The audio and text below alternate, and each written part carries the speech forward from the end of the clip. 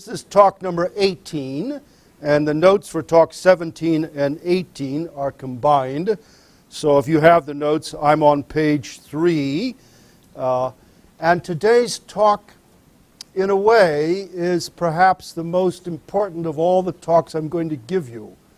Now, it's a little like a movie that I saw years ago where a fellow was sent down into the bowels of a dam to blow it up so the water would go down and knock out a bridge and keep the Germans from crossing over into our territory.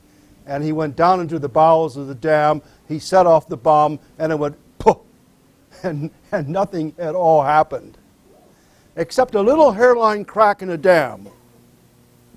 And if you've seen that movie, and I've not been able to find that movie, but if you've seen that movie, by the time the guy got out and his buddy got out thinking they had failed, the crack had become about this wide, and within 5 or 6 minutes the whole dam was gone and the bridge was taken out and the Germans were not allowed to come across. Today's talk is a little puff. You won't even hardly feel it. But if you're not careful, it'll put a crack in your dam that will be absolutely unbelievable, all right? So you've been warned. The government now requires us to put warnings on biblical talks as well as cigarettes. They may endanger your health. So I've warned you, this one may endanger your health. It has certainly endangered mine.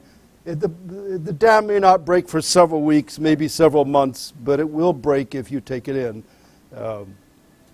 If you have your Bibles, turn with me to Exodus 19, and let me remind you where we are. We're asking 3 big questions. Why was the law given? Which is a sub-question of our bigger question, why Israel? And with today's 2 texts, we get very clear answers as to why Israel, reading from within the story. And then we are asking next time, and next Sunday, we will deal with the 10 Commandments. What is the goal?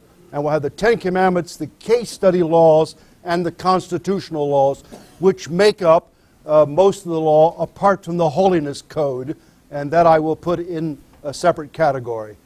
And then eventually, but not right away, we will get to the maintenance mechanisms. How do you keep Israel from being influenced from outside and failing to keep the law?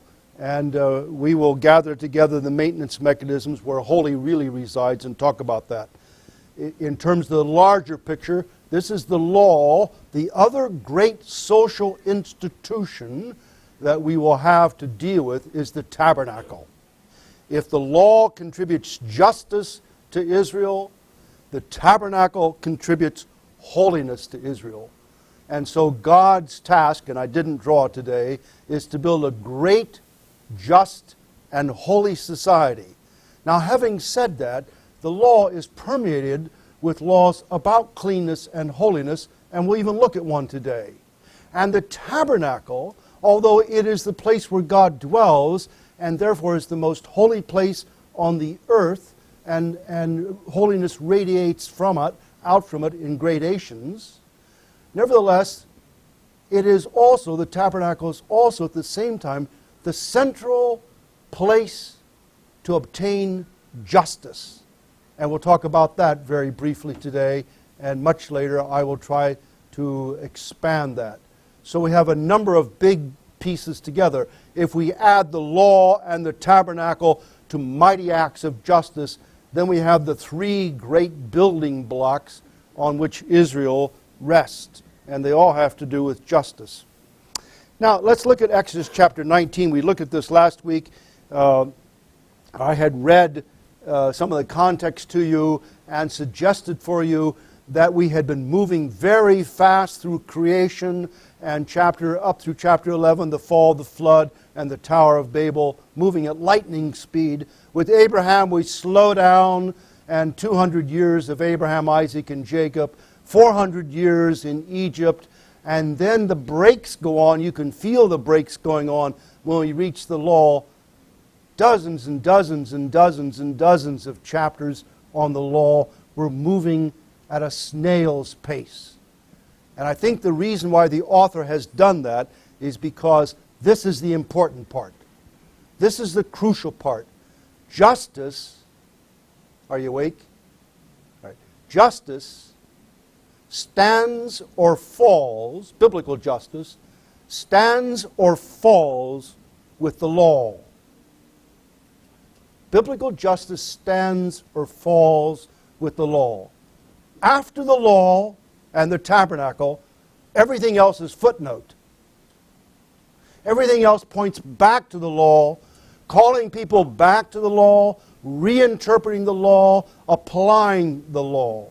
And this includes, and I'm stepping outside the story for a second, not only the prophets and the Psalms, but also Jesus and Paul. All of these are taken up with applying, interpreting, understanding the law of justice. And so everything stands or falls with this. And so next week, I invite you to read carefully the Ten Commandments before you come to class. Indeed, it would be a good exercise for you to memorize the Ten Commandments. Maybe we'll have a quiz, all right? And to get that deep down into your soul. All right, Exodus chapter 19, verse 3. Moses went up to God, and the Lord said to him from the mountain, and the Lord called him from the mountain, "This is what you are to say to the house of Jacob, what you are to tell the people of Israel. You yourselves have seen what I did to Egypt, the mighty acts of justice, the smashing with the plagues, the death of the firstborn, and then the drowning of chariots, Pharaoh." We saw that in Exodus 15. "You yourselves have seen what I did to Egypt, and how I carried you out of Egypt and to Mount Sinai," a three-month journey. "You have seen how I have gently and lovingly carried you and brought you to myself." Reading within the story, the law is a good thing. It is for your good. Deuteronomy 6:24, 10:13. Why is it for our good? Because in the law, God comes and meets us as the loving deliverer. "I've brought you to myself. I will be your God, and you will be my people." We will see at the end of the discussion today that that's the central point of what the law is about. It's to establish and strengthen that relation with God. And that's why it's so absolutely pivotal, and from the point of view of everybody in the scriptures of Israel, absolutely wonderful. "Oh, how love I thy law. It is my delight day and night." Within the story, the law is a marvelous thing. Now, I know, and you know, that people think they know about Paul, and they think Paul doesn't like the law. But I'm not sure that those people who think that Paul doesn't like the law are thinking right. I hope you follow that sentence. You know that the point of this class is to be confused on a higher level. And I had a person tell me today that that was really happening to them. And so I'm very encouraged pedagogically about that, all right? That means you'll come back for more and you'll just get more confusion. Now, verse 5. "Now, if you obey me fully and keep my covenant," and I will eventually discuss conditionality and non-conditionality of covenants, but not here. "If you obey me fully and keep my covenant," and I suspect covenant here does refer to the law itself, "then out of all the nations you will be my treasured possession." All right? So God is taking Israel out and making it his treasured possession, his segalah, and we'll see that in just a second. Now let me finish reading this and then we'll talk about it. "Although the whole earth is mine." That's a terrible translation. The new translation for the NIV came out about 5 days ago. They've left it this way. I'm going to send them a letter. Well, I really won't, but you know, I'm disappointed. It's because, and every other English translation has for. It's causal. It's not concessive. It's not although. It's because the whole world is mine. Because the whole world is mine, I'm going to make you a kingdom of priests and a holy nation. These are the words you are to speak to the Israelites. All right, let's look at the notes. And I want to look at the three key phrases here. Treasured possession, kingdom of priests, and holy nation. They all need some working on. Treasured possession is segalah. It's used 8 times in the Hebrew Bible. And almost all of them, and I put it in the footnotes, relate to holiness and to what we're dealing with here. I think the best way to get a feel for how these work is for me to quickly read for you the three other uses of Segala in the Pentateuch, which are found in Deuteronomy, and they're in your notes. Look with me at your notes or follow with me in your scriptures as we do this. The term Segala in Hebrew, which is probably derived from Akkadian, has the idea of set aside, and set aside because it's precious. So we get the English translation, treasured possession, which is a little odd, but I think manageable. Deuteronomy 7:6, you are a people holy. Now watch the word holy in these. To the Lord your God, where holy has the idea of set aside. The Lord your God has chosen you out of all the peoples on the earth, and this sounds very much like what we just read, to be his, and here it is, treasured possession. Now, this passage goes on to mention Haram, which is the Hebrew word for destroying all of the nations, and it also mentions endogamous marriage, which means that you marry within the clan, and these are two of 6 or 7 maintenance mechanisms. Deuteronomy 14:2, for you are a people holy to the Lord your God. It is you the Lord has chosen out of all the peoples on earth to be his treasured possession. Exactly what we read in Deuteronomy 7. This time, the holiness, the treasured possession, the called out and set aside is linked to cleanness. All these laws about cleanness that we, because we're moderns and not traditional, just find absolutely mind-boggling. You know, our eyes just glaze over when we start reading the cleanness laws because we don't have a clue what to do about them. Then the last one, Deuteronomy 26:18, and the Lord has declared this day that you are his people. You're his treasured possession. That's what it means to be his treasured possession. You're his people, as he promised. So it's linked back to Abraham. That you are to keep all his commandments. He has declared that he will set you in praise, fame, and high honor above all the nations he has made, and that you will be a people holy to the Lord your God, as he promised. Now we need to be careful when we're reading a text like this, and Israel certainly needed to be careful.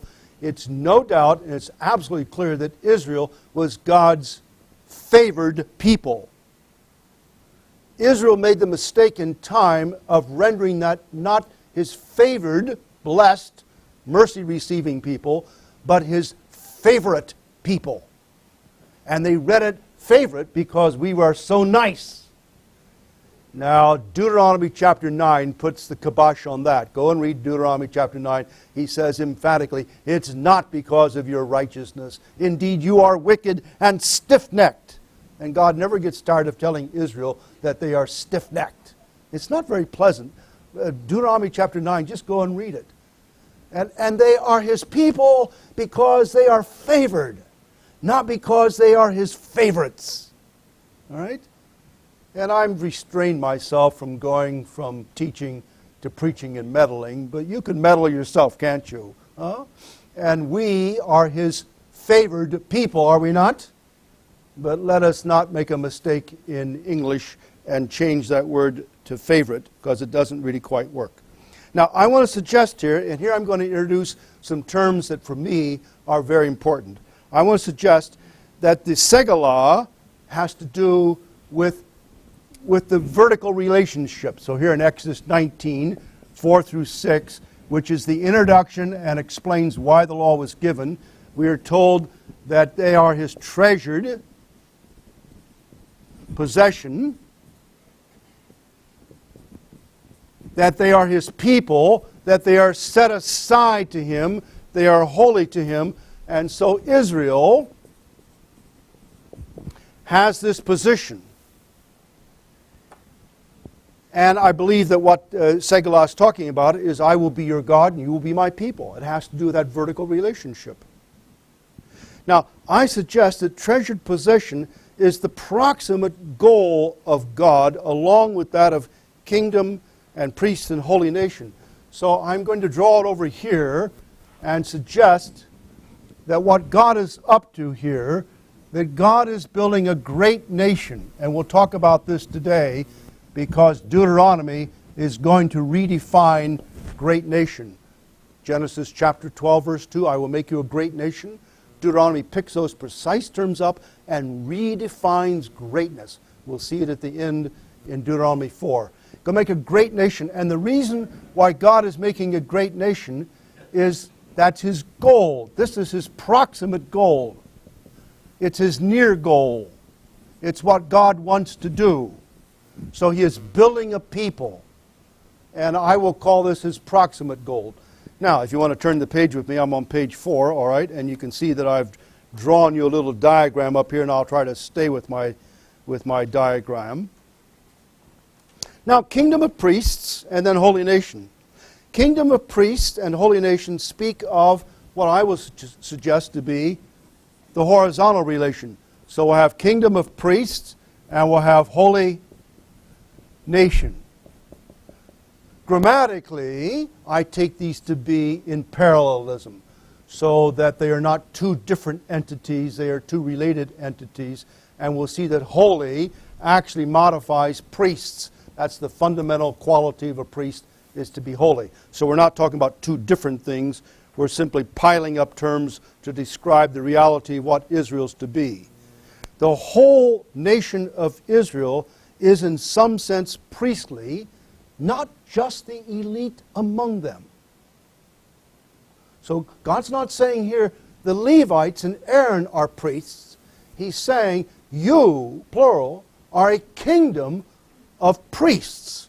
The whole of Israel function as priests. And so the obvious question to ask is, what's that mean? What does it mean for Israel to be a kingdom of priests? As a kingdom of priests, Israel would stand before God as intercessors and mediators for the people and the earth. So those phrases, among the peoples and because all the earth is mine, now make sense that the role of Israel is to stand between God and the nations and to mediate God to the nations. So if I can draw it over here in this other diagram, and I'm going to have to erase the Star of Justice. Sorry, Star of Justice. Got to make room for other things. Oop, that's not working, is it? That kingdom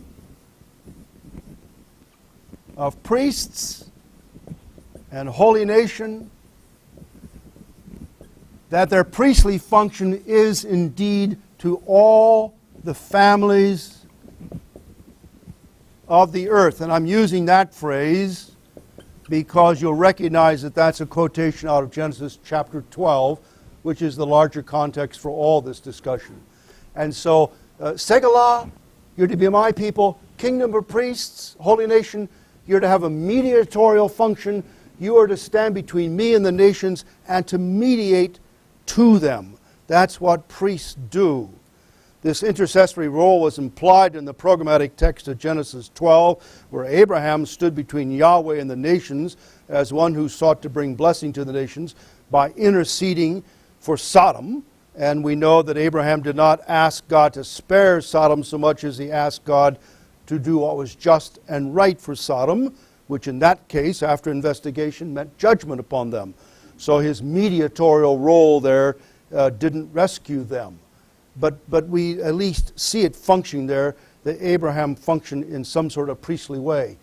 In nous, in seed form, we saw this mediatorial type role implied in Genesis 18:19, where God tells Abraham to make his children to do what is just and right and so fulfill the promise. And this is in the context of impacting Sodom and Gomorrah.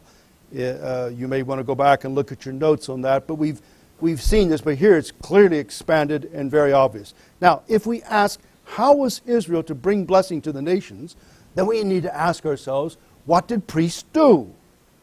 What was the priestly function? Now, most of us are keenly aware of the fact that priests offered blood sacrifices. But that's not necessarily the only task. It may not even be the main task. Let me read for you very quickly what else they did, and you can look up the references. They discerned the will of God using, in some cases, the Urim and the Thummim.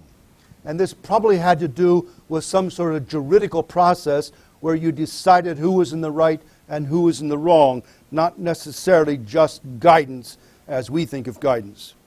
They were giving decisions or judgment in juridical settings. That's said very clearly in a number of passages. The priests and the elders worked together in bringing and administrating justice. If we can find time, I will try to give you a little talk someday on how justice was administered within the ancient Near Eastern context and within Israel. They blessed Israel, and we'll come back and work on that. They participated in warfare by giving guidance, exhorting the army, caring for the ark when it went into battle. It went forward in the battle. It was the leading attack, as it were, and the blowing of trumpets in the battle, which is far more than just announcing something. It's actually signaling how to march. And so the priests were right in the middle of the fighting. They were part of the fighting. And in that sense, they were part of retributive and distributive justice. They had the very central role of teaching the law. The law was kept in the Ark of the Covenant, which was kept in the tabernacle. And then they offered sacrifices, which resulted in atonement, forgiveness, forensic justice. All of these, fairly clearly, have something to do with justice. Now the question is, which one of these, or which ones of these, were the priests doing here in this context? What was their role? Which role the priest is most likely in the immediate context? Given that, in the immediate context, the law is in view and not intercession or judging or decision-making or offering sacrifices, and given that Exodus 19 forms an introduction to and preparation for the reception of the law, so I'm asking, what's their priestly function given the literary context? Given the literary context in which we're operating, it seems that the function of the priest here, their role, is that of teachers. They were teachers. We don't usually think of priests as teachers, but that was a very fundamental role for them. They were teachers. And what did they teach? They taught the law. And to whom are they going to teach it in this context? As a kingdom of priests, the priests would teach the law to the nations. If it is the whole nation of Israel that is to become a kingdom of priests, then whom are they teaching? It must be the other nations. Israel has become a priest. Israel as a whole has become a priest. Because the whole earth is mine, Israel has two related but distinct relations to the nations. First, she is taken out of them as a treasured possession. In that sense, she's holy. She's set aside. But on the other hand, and this is where it's always tricky, isn't it? But on the other hand, she clearly remains among them in a priestly role in order to fulfill God's promise to Abraham concerning the blessing for all the nations. Again, I suggest that God's making Israel his treasured possession is his proximate goal, which becomes his means to his ultimate goal. Now let me try this out on you. So he's making Israel not only his treasured possession, which is his proximate goal and the relation to the nations, he's also making them the priests to teach law to the families of the earth. And in that sense, they become his means. So in one way, this is his goal. His goal is to establish a people for himself. But that goal then becomes the means to another goal, and that goal is to bring blessing to all the families of the earth. I call this the ultimate goal. Let me say that again. It's taken me 40 years to come to this. I will now give you 40 seconds to breathe deeply. And I say carefully, and I hope not wrongly, if this is right, it solves an enormous tension in the evangelical church between evangelism and social justice. Can you smell the fuse burning on this whole basket full of dynamite sticks? Let me say it again, all right? That God's goal, I will make you a great nation, all right? And you will be a blessing to all the families of the earth. God's not forgotten that. We may forget, but the text doesn't forget. The story is built around that. How's he going to do that? God is now amplifying this and explaining how he's going to do it. I'm going to choose Israel to be my treasured possession. They will be holy to me. They will be set aside to me. They will be distinct from all the other nations. They will be my favored, but not favorite, because he's got these too. He's not forgotten about them. They will be my favored people, favored in order to reach all the other people. And they will do that by their function as a kingdom of priests and a holy nation. They become then, in this sense, the means that this goal, when achieved, becomes the means to achieving that goal. Now let me remind you what this goal is. It's a great, holy, and just society. So by aiming at justice, accompanied with holiness, by building a just society of the people of God, that just society then becomes the means by which God will reach all the families of the earth. Now let me take it the next logical step further and complete this. How was Israel to teach the nations? And here's where we absolutely must read within the story. Now look at me. I'm a missionary. I mean, you can tell. The suit was given to me. The tie was given to me. The shoes were given to me. I'm a Levite. I'm dependent on the gifts and tithes and offerings of the people, all right?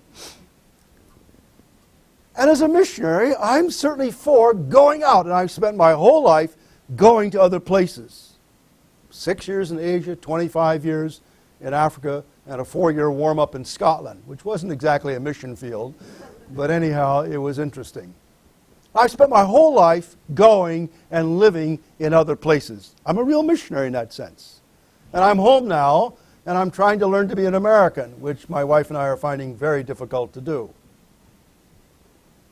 But mission within the people of God in Israel has nothing whatsoever to do with going out. God never once in the scriptures of Israel says, go into all the nations and tell them about Yahweh. Jonah is the exception that proves the rule. That's not the way it works. Not the way it works. So you mustn't envision here all the priests getting motorcycles and bags full of Torahs and going out and, I hit a Hittite today and I got a Muslim. No. That's not the way it works. So how does it work? How is Israel going to be priestly and carry on the mission of God to bless these nations? How was Israel to teach the nations? I submit that, one, given the context of the Ten Commandments and the Book of the Covenant, and no doubt the whole law, that's immediately what follows. If this is Exodus 19, the Ten Commandments are Exodus 20, so the literary context here is very tight. So given that the immediate literary context is the Ten Commandments, followed by the Book of the Covenant, and no doubt the whole law, and given that the recipients of the teaching are the nations, the only way, and I think that's correct, the only way Israel can do such teaching about the law is by, are you there with me? By example. Now let me read very carefully within the story because this is the make or break point. Are you awake? Breathe deeply. Huh? If you've been sleeping, is your wife sleeping? Would you nudge her, please? Is your spouse going to sleep on you? Wait. All right, wake them up. Here it comes. This is worth the price of the class. Then you can go back to sleep. I hope that you can sleep with your eyes open. I have that gift. It's very handy when you have a boring, I won't say boring who. The only way Israel can do such teaching about the law is by their example of corporate, kingdom of priests is the whole society, their corporate life resulting from their obedience to the law. So what happens when Israel obeys this law? It creates a society, and because the law is just, it creates a just society, and that just society has a certain shape. And I will be very careful today about drawing the shape of that. And that shape will be very distinctive compared to the shape of all the surrounding nations. So I suggest for you that they are a kingdom of priests to bring blessing to all the families of the earth, and they do that by teaching the law, and they teach the law. The only way they can possibly do this is by their example, and it's not a personal example, although it involves personal participation, but it is the corporate example as a corporate entity, as a society. It's the structural justice as well as the personal justice. It's the constitutional justice of Israel that really is the bomber. And we will talk about that 4 or 5 lectures from now. Now, holy nation. What is the meaning of the adjective holy? Oh, I made a mistake this week and I decided I would read up on holiness. And my wife will tell you I got more and more confused. And I really am confused. I'm not sure on a higher level, but at least I'm confused. And if I look confused, it's because I am confused. I have been telling you, and in good faith, I still believe it, that the word holy means to set aside. Let me read you this first little paragraph before I give you the data. The adjective is used here for the first time in the Hebrew Bible, holy nation. And I put a question on the discussion board in Facebook. I hope you go and look it up. And it says, why did the element of holiness come so late in the story of God? Let me say that again. Why does the element of holiness, and if we have time today, we'll start the discussion in here. Why does the element of holiness come so late in the discussion of who God is and who the people of God are to be? If holiness is the most foundational of all the attributes of God, and you read that in almost all systematic theologies, then why isn't it up front? What is clearly up front in the story is justice. That's what we saw in Genesis.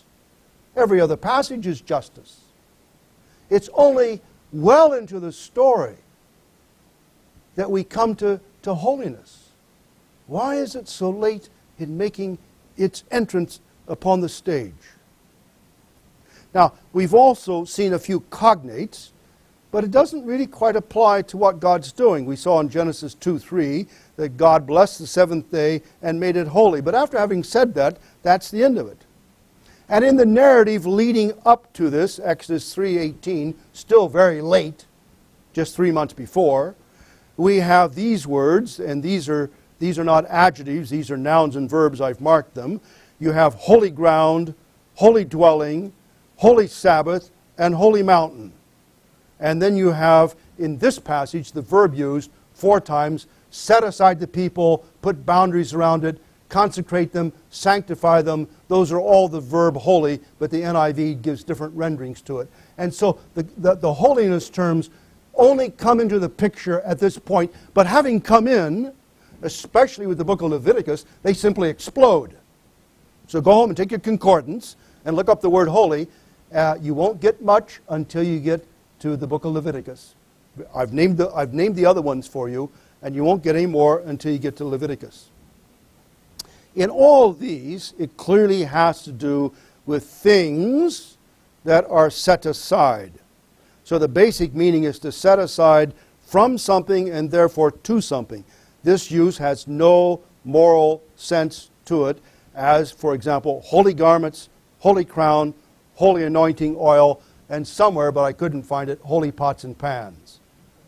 These are not pots and pans that behave well and therefore are holy, all right? In the New Testament, holiness does have a very clear moral sense, and we tend to pick that meaning and read it back into the story. Now, having said that, Now, having said that, as a biblical theologian, that means I read the text and I don't throw away any parts of the text, which makes life very difficult, doesn't it? I mean, there's a whole string of things over here I'd like to throw away. Harem, cleanness, maybe even endogamous marriage. I mean, there's a whole string of things that are just plain problems. Lots of problems in the Bible. And I just soon get rid of them. And systematic theologians, God bless them, they don't talk about these things because, well, after all, they aren't anti or omni. And so why should you talk about them if they're not anti or omni? Huh? It's either ontological or omnipresent. But a biblical theologian, and that's what we are in here, simply describes what you see in the terrain and is a map maker. And it's not up to the map maker to rearrange the mountains and the valleys and the roads. And so I tell you, and you read this last time, Leviticus 19 says, "Be holy, for I am holy." And then the very next verse says, "Obey your parents." It's a moral command. And then the next one says, "When you're cooking your goat, don't do it in the milk of the goat's mother." I usually don't do that. But obeying my parents, well, that used to be a problem.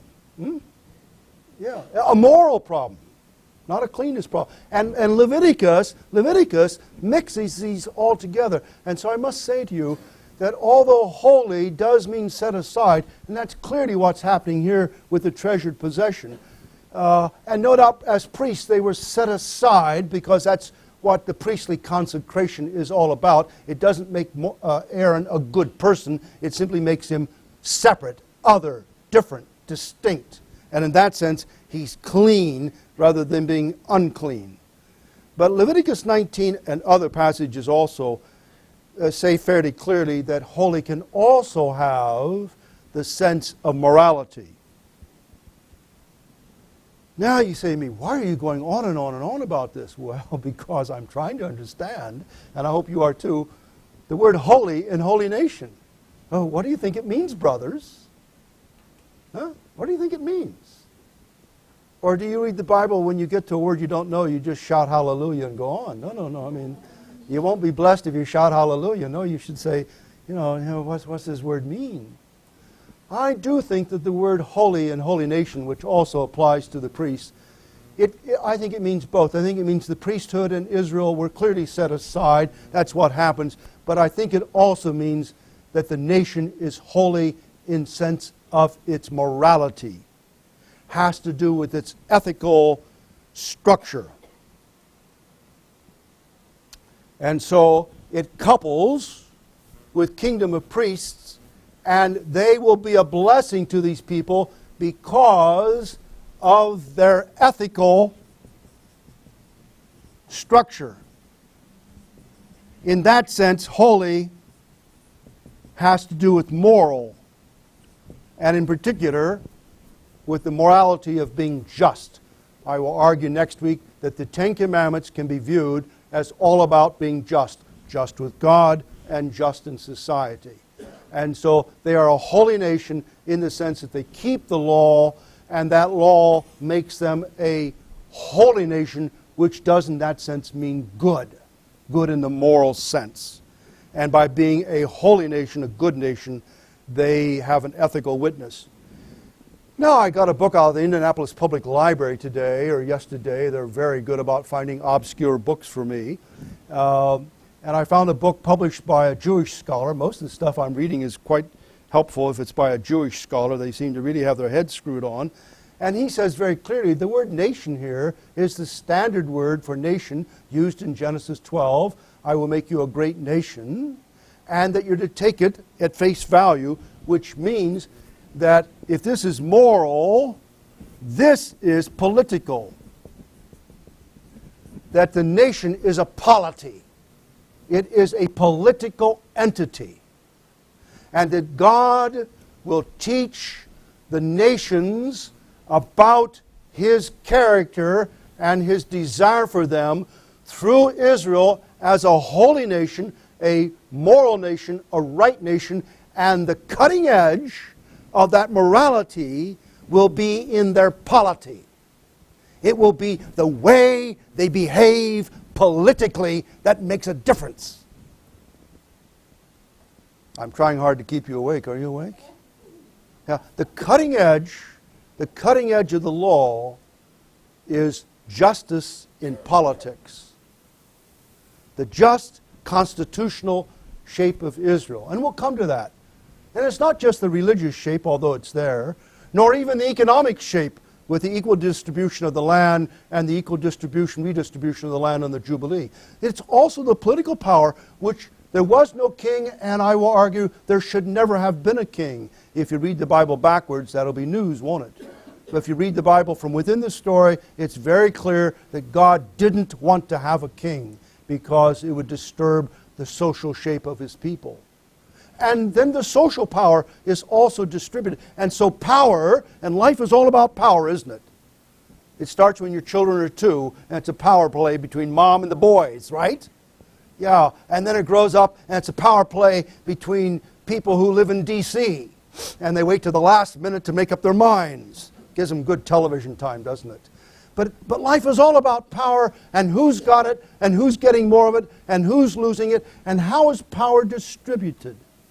The Bible has a very clear notion about polity and power, and we'll talk about that. And I suggest for you that that's the cutting edge, because all the rest of the world didn't look like this, it looked like this. And the pyramids in Egypt, although they are real and visible, and you can photograph them, they are also metaphorical for the society of ancient, and up until a few weeks ago, modern Israel, modern Egypt. Are you with me? Yeah. A few people at the top had all the power and wealth. They were supported and legitimated in ancient Israel by the priesthood, and everybody else hung on for dear life and got what was left over. Ancient Israel looks like this. Huh? You can tell I went to art school, but I only went for a half an afternoon.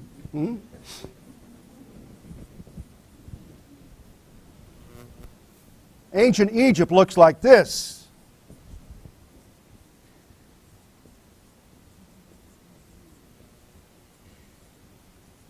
Can you read art? And so what happens if Israel obeys the law, especially the constitutional law? They will look like that. They will teach by their corporate, are you with me now? Their corporate example. And when people from here come to here, and we're going to have people talked about, Hiram, king of Sidon, and the queen of Sheba, all right? But there are others. Jethro's already been there, hasn't he? And others will come and see. And when they come and see this, depending on where they are in this entourage, because the chief boys always bring servants along, when they come there, can you imagine the conversations that go on in the evening? Oh my goodness. Oh my. How do they treat their women? How do they treat their slaves? How do they treat their aliens? How do they treat debts? How do they treat loans? How is land distributed in this place? Now, unfortunately, you're all Americans, and that's a huge handicap, and I share it with you. I own a quarter of an acre, and I'll probably be sorry about that because I'm going to mow it this afternoon.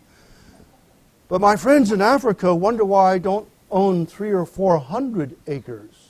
Because after all, land is what you are. And the rest of the world, traditional world, it's all about land. That's capital, isn't it? And land in Israel, as we'll see later on in the polity of Israel, very clear, is equally divided and maintained that way. Stunning, absolutely stunning.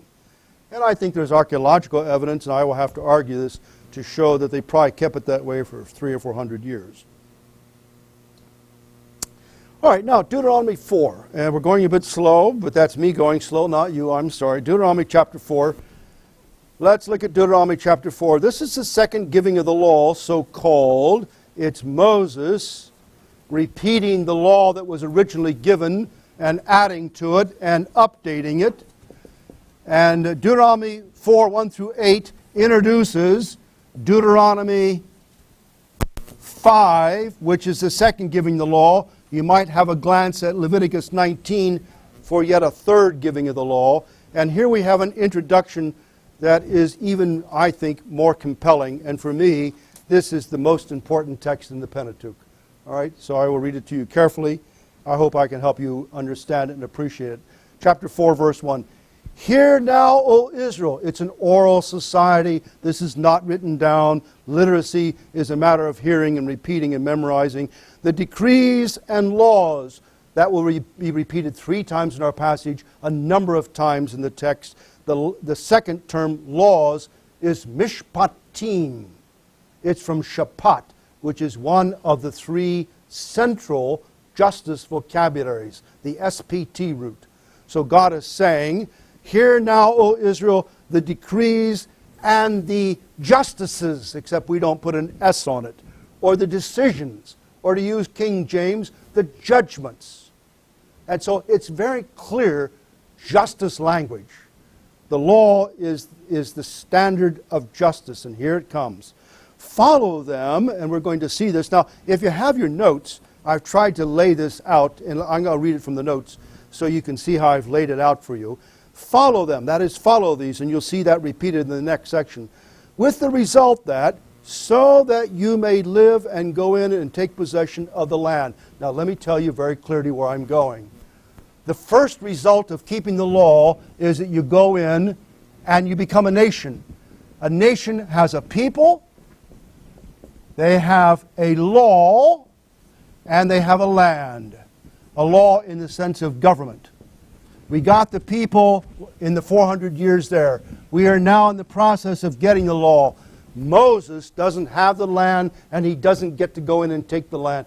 He dies without completing the task. But land is what Deuteronomy is all about. And now they're going to go in and take the land. And I suggest for you that the first segment here of following, the result is they take the land, and the Lord your God, your Father, He's going to give it to you. They didn't have to take it.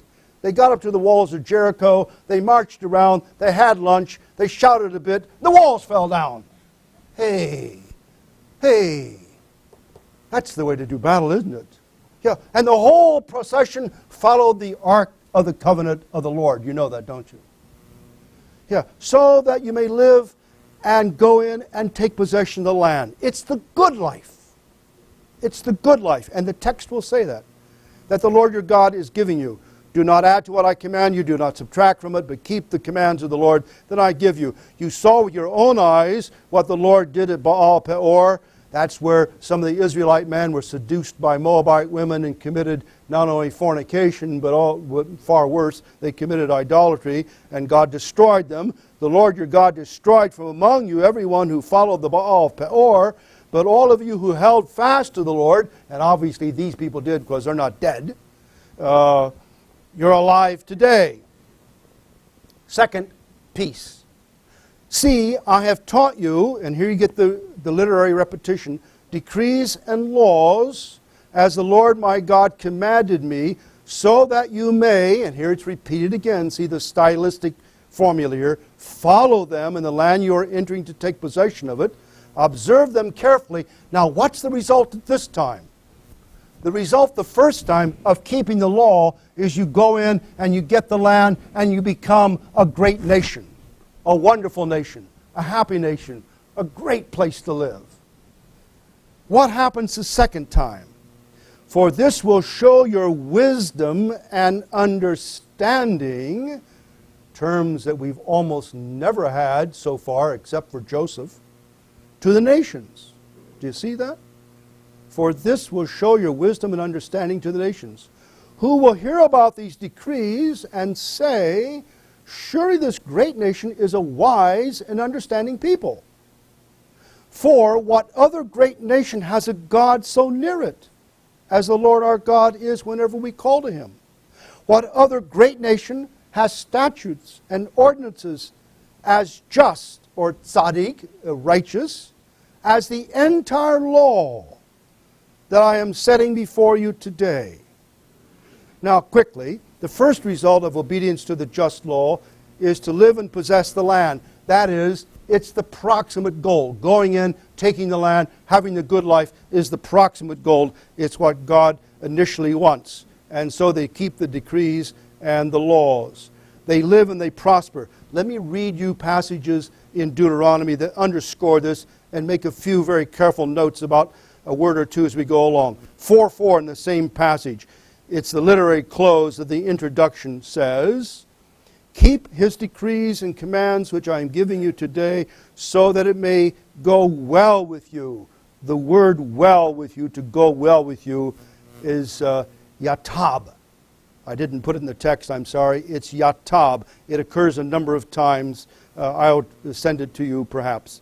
That it may be yatab with you, that it may go well with you, with your children after you, that you may live long in the land that the Lord your God is giving you.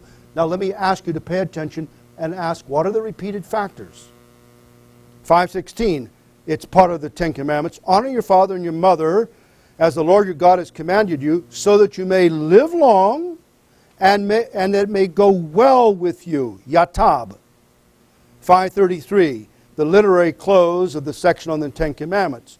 Walk in all the way of the Lord your God has commanded you, so that you may live and prosper and have a prolonged life. I would actually prefer the RSV reading there. I'm reading NIV here. 1 and 2, which is the opening shot after the giving of the Ten Commandments. Hear, O Israel, the Lord our God. These are the commands, decrees that the Lord your God directed me to teach you and to observe in the land that you're crossing the Jordan to possess, so that you, your children, and the children after them may fear the Lord your God as long as you live, by keeping all these decrees and commandments. And if you keep all the decrees and commandments, from the biblical point of view, what's the answer? We're tempted to say, life will be miserable. There's 613 decrees. I got to keep them all? Oh, life is miserable. All this law keeping. That's not the perspective of the Deuteronomist. Let me read it to you. So that you may enjoy, put the emphasis where you will, long life. Some sitting in the front row may want to emphasize the long life part. The rest of you can emphasize the enjoy part, huh? That you may enjoy long life. What's law keeping all about, says Moses? It's about enjoying life. Ah, hallelujah, huh? Give me the law. Give me the law. It's about making my life long. It'll be yatab. It'll be good. It'll be prosperous. It'll be well. The Lord commanded us to obey these decrees and fear the Lord our God, so that we might always prosper and be kept alive, as is the case today. Now, how are we to diagram this? One way of diagramming it, Deuteronomy, and this is the way that it's usually diagrammed, is obedience leads to life and disobedience leads to death and misery. Well, that's true, but they've left out the most important part. I think a more appropriate diagram, the diagram within the story, not imposed from Western atomistic way of reading the text, but from a holistic reading the text from within traditional society.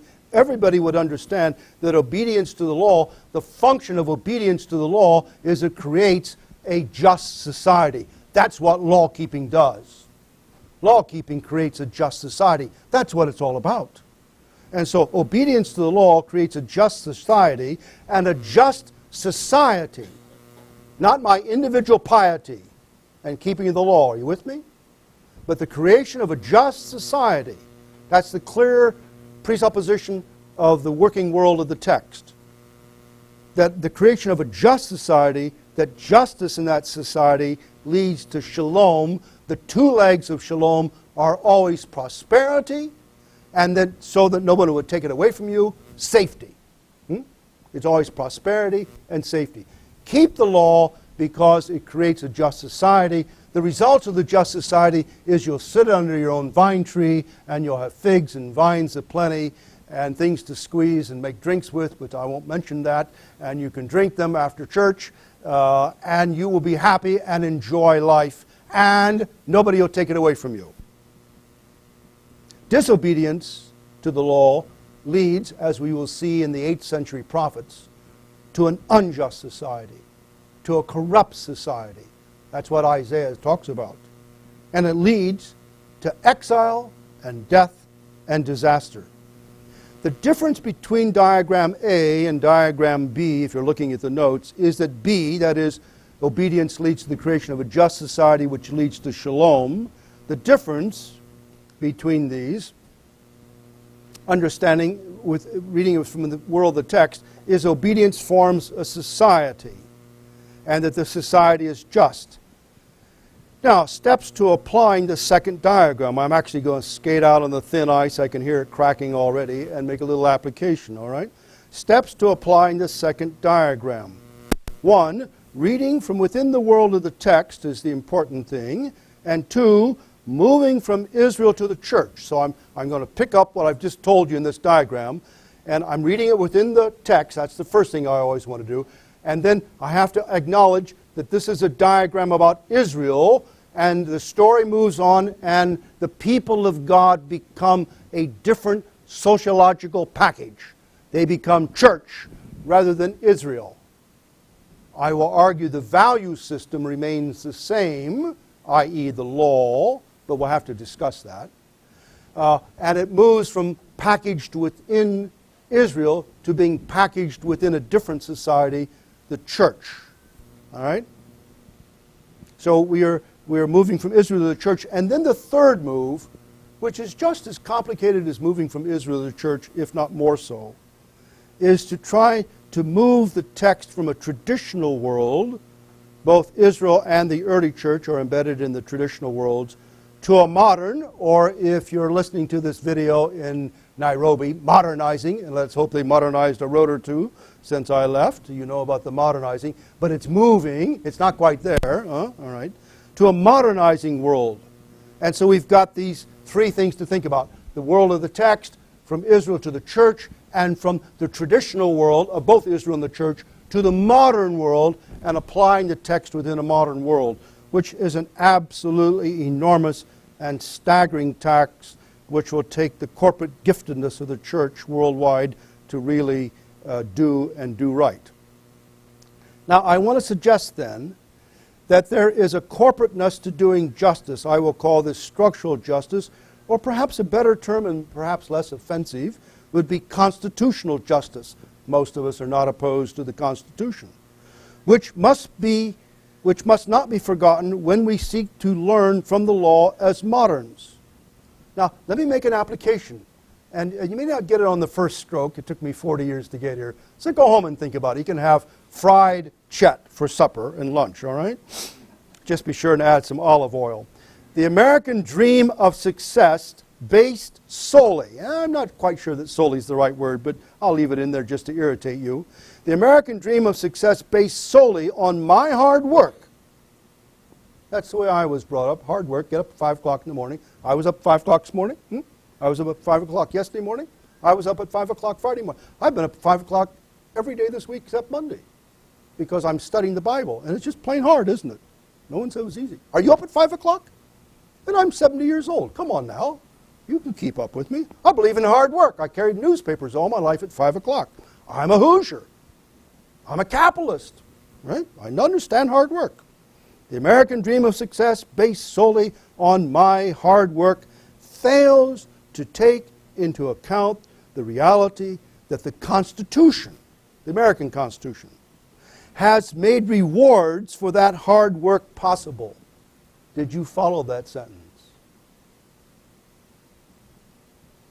However, 150 years ago in America, for some, the slaves, the blacks, the women, others I have in mind people who don't speak English, aliens. My wife's parents, they spoke a broken English. They came from Italy, huh? And you know what to think about Italians. And they were, and then you had the Polacks, and then you had the Irish. Of course, after the third generation, they finally all spoke English, but they still eat things. And sometimes they get discriminated against, right?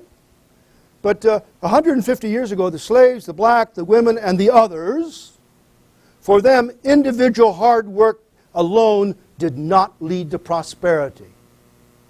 because there was something wrong with the Constitution. And to our shame, we know that, don't we? Yeah. Taking up the first point, we know that much of our culture, both at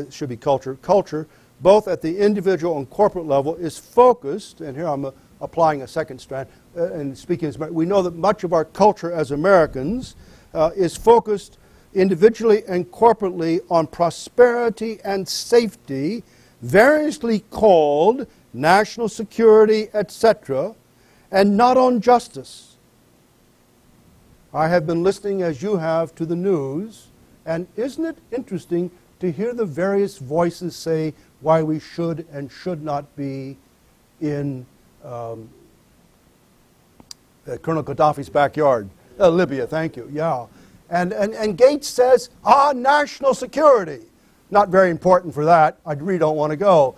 Mrs. Clinton says, it's our moral obligation to go. President Obama says, well, I haven't made up my mind yet, but yeah, he finally did get around to making it. But isn't it interesting just to listen to the dialogue and the reasoning in the dialogue? How do you decide on whom you're going to drop the bomb? The guy that's holding up the oil and the price of oil is going up, you drop a bomb on him for national security? How about all those other nations? And we're really in a pickle right now, aren't we? How about all the other nations who don't have oil or anything else we want and don't make a diddly to our national security? And yet they are being shot to death on their streets. And our answer is, well, what is our answer? It's out on some of them, isn't it? We haven't yet given an answer, and I'm going to date myself by saying this, Yemen.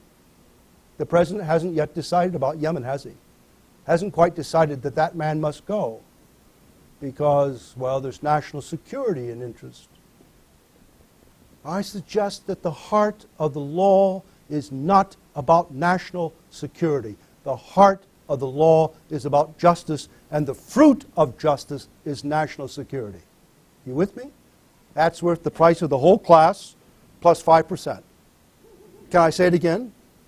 The heart of the law, the clear message of the law and all the rest of the scriptures, especially Jesus, is that justice is what's central.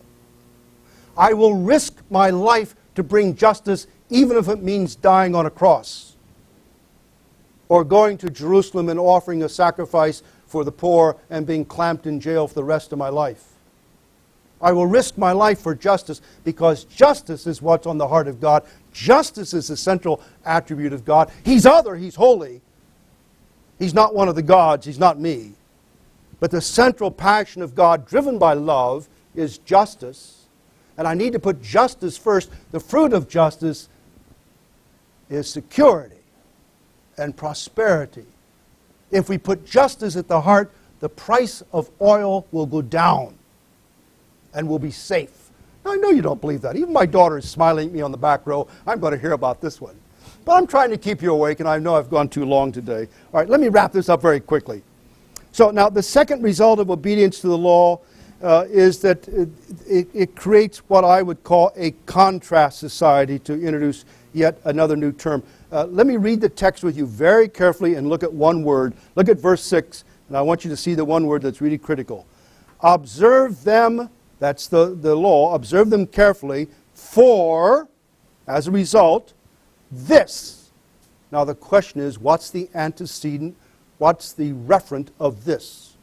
For this will show your wisdom and understanding to the nations. What is it that demonstrates, shows to the nation the wisdom and understanding that comes from keeping the just law? And I would suggest that it's not some obscure reading of the law, it is the formation of a just society, and that the nations, they can see it. They can see the difference. So it's not the law itself, it's the visible results of the law that they can see. For this will show, this will manifest. And what is manifested there is their wisdom and their knowledge. Now I'm going to have to come back and work on wisdom and understanding. These are new terms in the text here. The presupposition in the ancient Near East and throughout the whole world is that wisdom leads to justice. Solomon says, gives me wisdom so I can do justice. And so you ask for wisdom, and behind a just law lies wisdom. And so the unspelled out assumptions here in the text are, this is a just law because it comes from a wise God, and so we see your wisdom and understanding in this just law. Now, very quickly, there are two rhetorical questions that are now asked, and they are bangers because they redefine what it means to be a just nation. Now, suppose you're an Israelite and you've just been down to Egypt with the great pyramids. Oh my goodness. And the beautiful Pharaoh and all his wonderful women and all the servants. I mean, it's a marvelous place to shop. All right? You just don't have any money. But it's a marvelous place to shop. They probably won't even let you in the mall.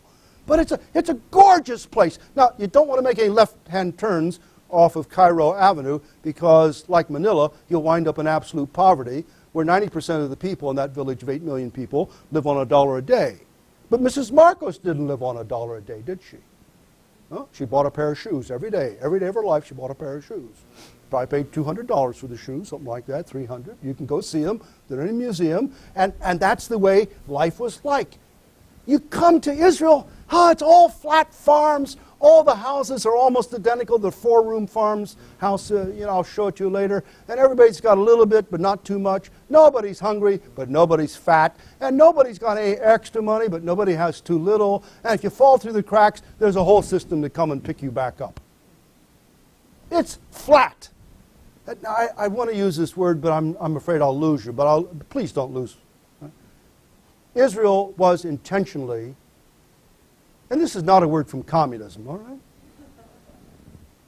It's intentionally egalitarian, approximate egalitarian.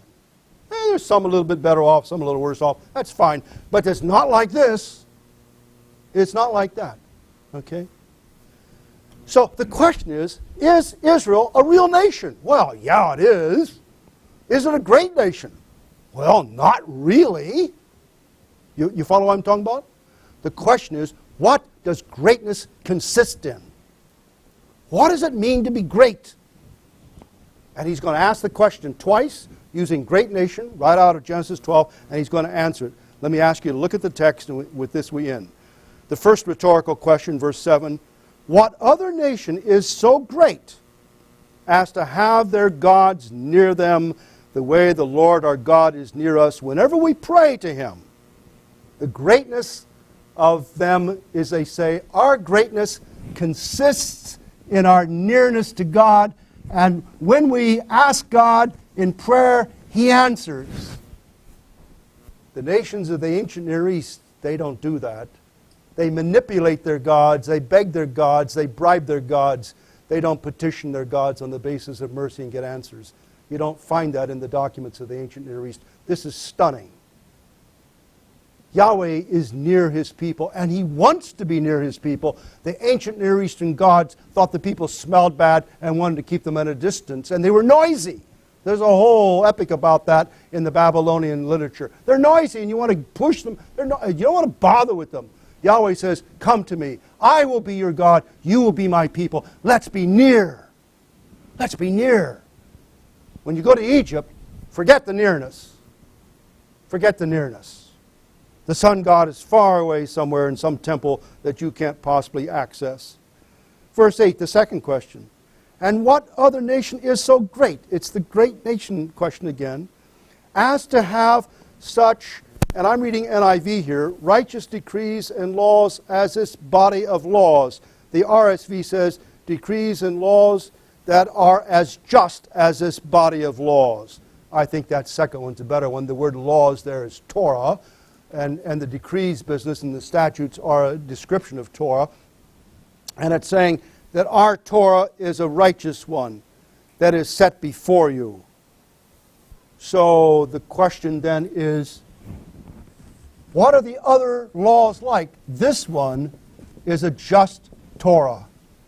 It's a wonderful law. It creates a just society. The other law codes, which we've looked at from Code of Hammurabi, although they have the semblance of justice, and although they are legal codes, when we saw the Code of Hammurabi, it's class-specific. And if you're wealthy, it's not bad having justice. But if you're a slave or poor, you're in bad shape when it comes to justice. You're going to get a bad deal. And the code is very limited in what it covers. It doesn't have any constitutionality to it that's just. The king gets everything and keeps it. And if you try to take it away from him, he kills you. He shoots you. That's what kings do. And these days, it's what people with rifles do. They kill you if you try to get near them and take away what they want. But how does that look in Israel? It looks in Israel that they have a just law, and so it creates this. So what does it mean to be a great nation? It means to have God near. And it means to live in a just society. Nobody's got too much. Nobody's got too little. Nobody wants to steal from the other guy because, well, he's not got very much anyhow to steal, and I don't need it anyway, do I? And so, do you have locks on your doors? I lived for 4 years in Scotland in a farmhouse, and there was no lock on the door and no key, huh? Because, well, we were all poor together, huh? Or at least middle class together, whatever we were. Let me ask you, would you like to live in a society where God was very near you, and when you prayed, He answered and met your needs? And would you like to live in a society where everybody in your neighborhood was okay? I mean, some were a little more okay, and some were a little less okay, but nobody was like this. And when it gets like this, and I've lived that way for 40 years, you have barbed wire, we had barbed wire, you have security lights, you have a 100-pound dog that can take your leg off with one blow. Oh, he was a scary dog. Rambo was his name. We had guards who weren't allowed to have guns because it's Kenyan, but they had piles and piles of rocks, and because they were Maasai, they had spears and they had bows and arrows. And inside the house, we had steel gates on the doors and steel bars on the windows. Huh? Yeah, if you had a fire inside your house and couldn't find the key, roast young missionary, huh? Yeah, it was steel bar, and inside each door, there was up high, so the kids couldn't push it, a security button that set off a light on the top of the house, and it signaled down 3 miles away, and the people with the guns came and chased off the robbers. Why do we live that way? I mean, where I lived and next was quite nice. Why did we live that way? Because within sight and sound and smell of me was Dagoretti, full of poor people. And Kenya, and you don't need me to tell you this, you had a few up here, and you had the rest down here, and the people up here had all these. Is that the kind of neighborhood you want to live in? Huh? Is that the sort of neighborhood you want to live in? A gated community? Is that really the nice way to live? Or would you rather live on a farm in Iowa that doesn't even know about locks and doors? Huh? Or a farm in Scotland? Now I've pushed you this morning. Do you sense that Exodus 19 and Deuteronomy 4 are important texts? You need to go home and think about this. I've been thinking about it for 40 years. You go home and think about it for 40 minutes. Come back next Sunday, and I will read with you the Ten Commandments, and we'll see what the Ten Commandments are about.